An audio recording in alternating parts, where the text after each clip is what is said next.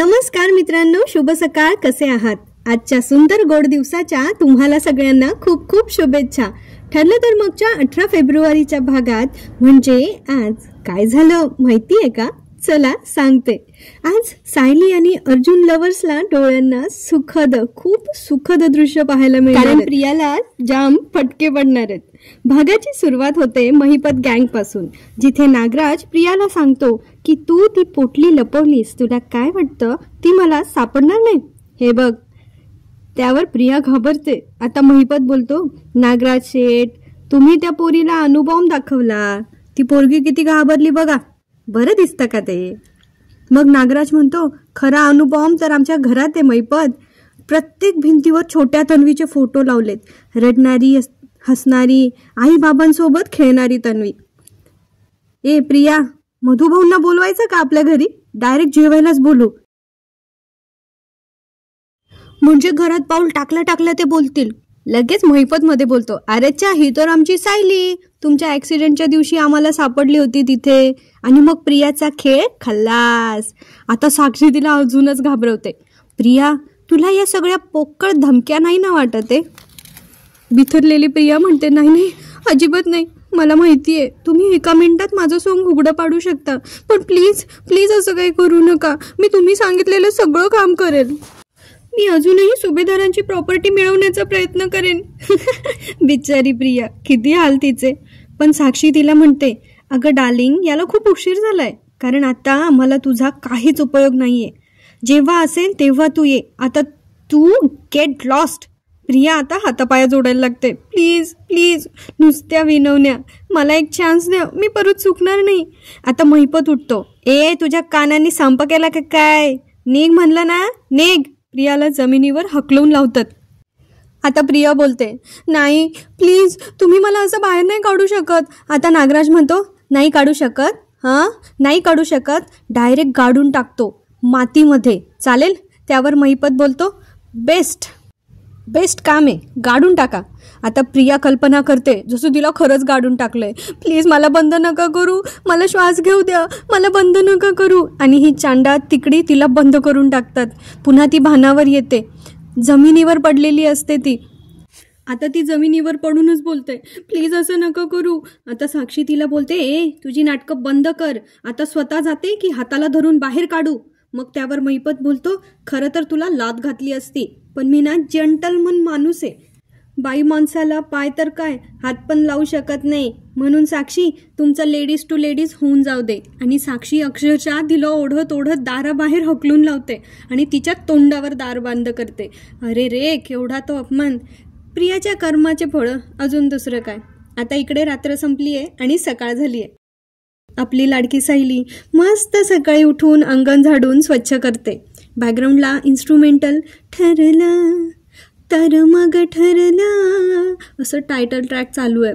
अर्जुन अजून झोपलेलाच आहे आणि सायलीची छानपैकी तिथल्या बागेतल्या नळीच्या पाण्याने सडा घालण्याचं काम चालू आहे. इतकं छान वाटतंय ना, एकदम गारगार. हा सीन पाहताना आहे ना, डोळे बंद करा, क्षणिक तुम्हाला तिथल्या मातीचा सुगंध येईल. इतका प्रसन्न करणारा सीन आहे ना, काय सांगू. मग सायली तुळशीची पूजा करते आणि तिला सकाळचे श्लोक म्हणते. शांताकारं भुजगशयनं. हा, कानांना सुरेल पर्वणीच आहे. सायलीच्या आवाजाने सगळे सुभेदार बाहेर येतात आणि इकडे अर्जुनला पण जाग येते. अर्जुनची सकाळ तर खूप प्रसन्न होते, पण सुभेदार कुटुंबीय नाखुश असतात. ते म्हणतात ना, नावडतीचं मीठ अळणी, तसंच काहीच. अर्जुन आता बागेतल्या नळीच्या पाण्याने तोंडावर पाणी मारतो, पण आपला लाडात वाढलेल्या हिरोला ते पाणी थंड असल्याने काही सोसवत नाही. तो थंड आहे असं म्हणून तेव्हा ओरडतो. आता घरात पूर्ण आजी म्हणतात, हे काय चाललंय, अजून हे दोघं गेले नाहीत? तर मग कल्पना म्हणते, आम्ही रात्रीच बघितलं, पण तुम्हाला डिस्टर्ब होईल म्हणून नाही सांगितलं. शिवाय यांना वाटलं की तो सकाळी निघून जातील, पण अस्मिता म्हणते, ते दोघे कुठे जाणार नाहीत, नवीन नाटकं सुरू झाली आहेत दोघांची. त्या सायलीला दाखवायचं काय की ती तुमची किती आदर्श सून येते. आता अश्विन पण म्हणतो, आज एकदा इतक्या दिवसांनी उशिरापर्यंत झोपायला मिळणार होतं, त्यांनी नेमकी हिने झोपमोड केली. आता प्रतापराव म्हणतात, अरे पण आपण का ऐकून घ्यायचं यांचं? ते काही नाही, मी आत्ताच्या आत्ता जातो आणि त्यांना इथून निघून जा म्हणून सांगतो. पण पूर्णाजी त्यांना थांबवतात. त्या सांगतात की नको जाऊ सांगायला, तू जाशील आणि शब्दाने शब्द वाढेल. आणि मला आता आपल्या घरात भांडण नकोत. हा पोरगा आता हट्टाला पेटलाय. त्याला आणि त्याच्या बायकोला आपण गप्प करू शकत नाही. त्यापेक्षा आपणच आपले कान बंद करून घेणं चांगलं. आता त्यावर अश्विन बोलतो, एक्झॅक्टली, मी आजच नवीन इयरप्लग विकत घेणार आहे. बघा किती त्रास होतोय. आणि ह्या अश्विनसाठी सायलीने काय काय केलंय. खरं तर सुभेदारांसाठीच सायलीने काय काय केलंय, पण सगळे विसरलेत. आता त्यावर अस्मिताला म्हणायचंच असतं. ती म्हणते, माझ्यासाठी पण मागव रे.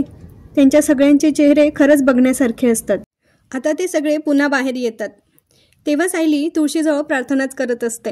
बरं, आता तिच्या आवाजाचा एवढा त्रास होत होता यांना, मग परत कशाला बाहेर यायचं. अर्जुन पण आता रेडी होऊन बाहेर येतो आणि त्या सगळ्यांकडे बघून म्हणतो, सुभेदारांच्या घरची सकाळ व्हावी तर ती अशीच. आता त्याला बघून सगळे त्याच्याकडे रागाने बघायला लागतात आणि ते पुन्हा आतमध्ये निघून जातात. आणि अर्जुन सायलीसोबत पूजा करण्यासाठी तुळशीजवळ जातो. पूजा झाल्यावर अर्जुन सांगतो की तुम्ही पूजा करत होतात तेव्हा मागे ऑडियन्स गोळा झाले होते, ऑल सुभेदार्स. तर सायली विचारते, चिडले होते का? तर अर्जुन म्हणतो, माहीत नाही, पण काही बोलले नाही एवढे मात्र खरं. कॉंग्रॅच्युलेशन्स मिसेस सायली, तुम्ही जिंकलात. ये. तर सायली गोड हसून बोलते, ही काही कुठली शर्यत नाही आहे की कुठली स्पर्धा किंवा परीक्षा नाही आहे. जेव्हा आपण जिंकू ना तेव्हा एकत्र जिंकू, कारण कुटुंब म्हणून तेव्हा आपण एकत्र हसू. किती गोड विचार आहेत ना ह्या मुलीचे. तेव्हा अर्जुन बोलतो, संत सायली महाराज की जय. सायली बोलते, पुरे पुरे, आता आवरून घ्या. आणि अर्जुनही तिला सांगतो, तुम्ही पण रेडी व्हा, आपल्याला बाहेर जायचंय. किती गोड दिसतात ना हे दोघं एकत्र. इकडे किल्लेदारांच्या घरी नागराज प्रियाला ओढत ओढत हॉलमध्ये घेऊन येतो. तेव्हा ती पुन्हा जमिनीवर पडते. आता नागराज बोलतो, ये ढोंकी पोरीला मी असं फसवू देणार नाही. आता प्रतिमा म्हणते, पण तुम्ही आपल्या तन्वीला असं. तर नागराज बोलतो, वहिनी, ही आपली तन्वी नाहीये, तिच्या जागी आलेली एक फ्रॉड मुलगी आहे. तर प्रिया म्हणते, काका खोटं बोलताय, मीच तुमची तन्वी आहे, मीच तन्वी आहे. तर नागराज बोलतो, पुराव्याशिवाय मी काहीच बोलत नाही. बघा बघा हा फोटो बघा, बघा बघा हा फोटो बघा. आपली तन्वी अशी दिसायची आपली तन्वी. या पोटलीतलं सामान म्हणजे पुरावा आहे, पुरावा. ही आपली तन्वी नाही येते. या पोरीचा तुझ्या प्रॉपर्टीवर डोळा आहे दादा. आणि मग रविराज खाडकन प्रियाच्या कानाखाली एक लावतात आणि म्हणतात, तू माझ्या भावनांशी असं खेळायला नको होतं प्रिया मधुकर. तू अर्जुनशी पण लग्न त्याच्या प्रॉपर्टीसाठीच करायला तयार झाली होतीस ना. आणि प्रिया विनवण्या करत असते, मीच तन्वी आहे. पण नागराज म्हणतो, ए गप्प बस. मग प्रतिमा बोलते की मग ही तन्वी नाहीये तर आपली तन्वी कोण आहे? तर नागराज म्हणतो, तुम्ही सगळे तिला ओळखता, तिचं आत्ताचं नाव आहे. आणि प्रियाला खडकन जाग येते. ती ओरडून उठते, नाही, कुणाला सांगू नका. बरं, सगळे तिच्या रूममध्ये येतात आणि रविराज बोलतात, तू स्वप्न बघितलंस का तू? आणि प्रतिमा म्हणते, तू कोणाला काय सांगू नका म्हणत होतीस? तर ती थाप मारते की माझं स्वप्नात लग्न होत होतं अर्जुनशी आणि म्हणून आमचं लग्न होतं हे सायलीला सांगू नका असं मी म्हणत होते, पण स्वप्नात पण आमचं लग्न नाही झालं. मग सगळ्यांना असं वाटतं की तन्वीला खूप मोठा म्हणजे प्रियाला खूप मोठा शॉक बसलाय आणि म्हणून तिला स्वप्नात हे सगळ्या गोष्टी दिसताय. त्यावर रविराज म्हणतात, बाळा तू जास्त आता विचार करू नकोस. आता सायली आणि अर्जुन गेले मॅरेज रजिस्ट्रेशन ऑफिसला, कारण त्यांनी पहिल्या लग्नानंतर डिवोर्स पेपर पण साईन केले होते ना, म्हणून आता दुसऱ्या लग्नाचं रजिस्ट्रेशन करायला. आता त्यांना ते रजिस्ट्रार त्या दोघांना आणि त्यांच्या साक्षीदारांना सह्या करायला सांगतात आणि दोघांचंही अभिनंदन करतात. नंतर कुसुमताई आणि चैतन्य ते पण सायली आणि अर्जुनचं अभिनंदन करतात. आता अस्मिता चालली आहे कॅनडाला तिच्या न दिसणाऱ्या सचिन नावाच्या नवऱ्याकडे.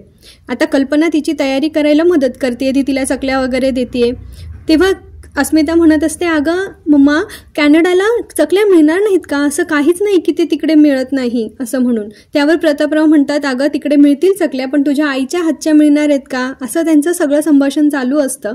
त्यावेळेला आपण इकडे बघतो की पूर्ण आजीचं कशात मन लागत नाहीये, कारण त्यांना त्यांच्या आवडत्या तन्वीची आठवण येते.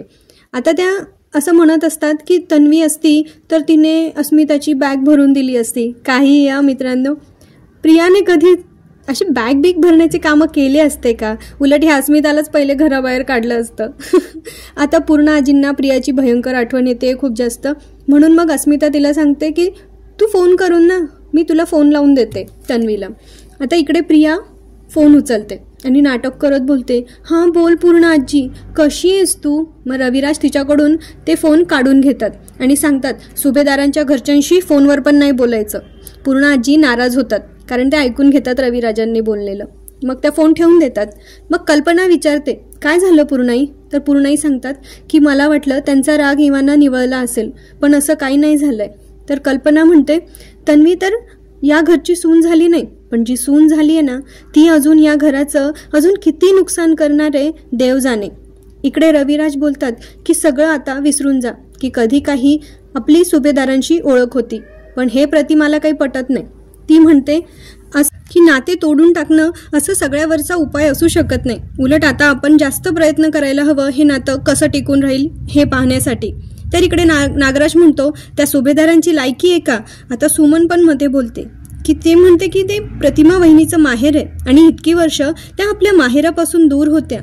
तर रविराजलाही ते जाणवतं, म्हणून ते प्रतिमाला सांगतात की तुला तिकडे जाण्याची परवानगी देतो, पण तन्वीला त्यांच्यापासून लांब ठेवायचं. आणि माझं म्हणशील तर मला आयुष्यात कधी त्या घरी पुन्हा पाऊल ठेवायचं नाहीये. आता ही प्रिया इकडे म्हणत असते, ही अर्ध्या मेंदूच्या बाईलाच खलबत्त्यात टाकून कुठून काढावा, हिच्यामुळेच माझं लग्न नाही झालंय त्या अर्जुनशी. अर्ध्या मेंदूची बाई हा शब्द कोणी शोधून काढला असेल देव जाणे. आता इकडे महिपत त्या जोशी वकिलांसोबत कॅफेमध्ये आलाय आणि तो त्या वकिलांना सांगत असतो की कसं त्याला ही लवकरात लवकर केस संपवायची आणि निकाल त्यांच्या बाजूने लावायचा आहे. तो त्या वकिलाला सांगत असतो की मधुकर आता त्याचा एक पाय मसनात गेलाय, त्याच्यामुळे तो आता लवकर खपेल, तर तो जन्मठेपेची शिक्षाही पूर्ण करू शकणार नाही. म्हणजे हा फार ओव्हर कॉन्फिडन्स आहे या महिपतचा, जो प्रत्येक गुंडाला असतो. आणि आता आपण बघतो की सायली आणि अर्जुन पण त्याच कॅफेमध्ये आलेले असतात आणि दोघंही ऑरेंज ज्यूस ऑर्डर करतात. त्यावेळी अर्जुनला असं जाणवतं की महिपत पण त्याच कॅफेमध्ये आहे, म्हणून तो बघायला जातो. तर त्यांनी असं स्लो मोशनमध्ये दाखवलंय झूप झूप करत की आपली त्यांनी उत्कंठा वाढवली आहे की त्याला महिपत दिसेल की नाही, महिपत दिसेल की नाही. आता इकडे तन्वी आणि अश्विन एकमेकांना भेटलेत. का भेटले, कसे भेटले ते त्यांनी नाही दाखवलंय, पण ते एकमेकांना भेटलेत. आणि त्याच्यामध्ये अश्विन तिचे समजूत काढत असतो की मी तुला विचारू कसं, पण तरी विचारतो, तू कशी आहेस वगैरे वगैरे. आणि इकडे तन्वी सांगत असते की तुझा भाऊ तर आता खुश असेल ना, आणि असं ती स्वतः दुःखी असं दाखवून ती निघून जाते. इकडे आपण बघतो की अर्जुनला कळतं की त्या कॅफेमध्ये पण महिपत आलेला आहे आणि तो त्यांना बघू शकत नाही की तो कोणासोबत की कोणाला भेटायला आलाय, कारण तो वकील जो असतो तो वेटर सारखा तिथे ज्यूस घेऊन उभा असतो, पाठमोरा असतो, त्यामुळे अर्जुनला त्याचा चेहरा काही दिसत नाही. आणि हा महिपत नाटक करतो की तो फोनवर बोलतोय, त्याच्यामुळे अर्जुनला असं कळत नाही की हा इथे कोणाशी बोलत होता म्हणून. आणि नंतर महिपत त्यांना तो तिकडे येतो आणि अर्जुन सायलीला सांगत असतो त्या टेबलवर की हे नवीन जोडपं आहे, यांना जे लागेल ते द्या आणि बिल माझ्या खात्यावर जमा करून ठेवा, असं मोठ्या फुशारक्या मारत तो सांगत असतो. पण अर्जुन त्याला ॲटिट्यूडमध्ये सांगतो की त्याची काही गरज नाहीये. तर आता महिपत म्हणतो की मी कबाबमध्ये हड्डी आहे तर मी निघतो, असं म्हणून तो निघत असतो आणि अर्जुनला पुन्हा भेटू असं म्हणून सांगतो. तर अर्जुनही त्याला त्याच ताकदीने उत्तर देतो की हो, आपण पुन्हा नक्कीच भेटू. इथे त्यांनी हा भाग संपवला आहे. आता पुढच्या भागामध्ये ते आपल्याला दाखवणार आहे की अर्जुन करणार आहे सायलीचा गृहप्रवेश. आता सगळेजण तिला नाही म्हणता येण्यासाठी, पण अर्जुनने स्वतः माप ठेवून सायलीला ते माप ओलांडायला सांगून तिचा गृहप्रवेश केला आहे.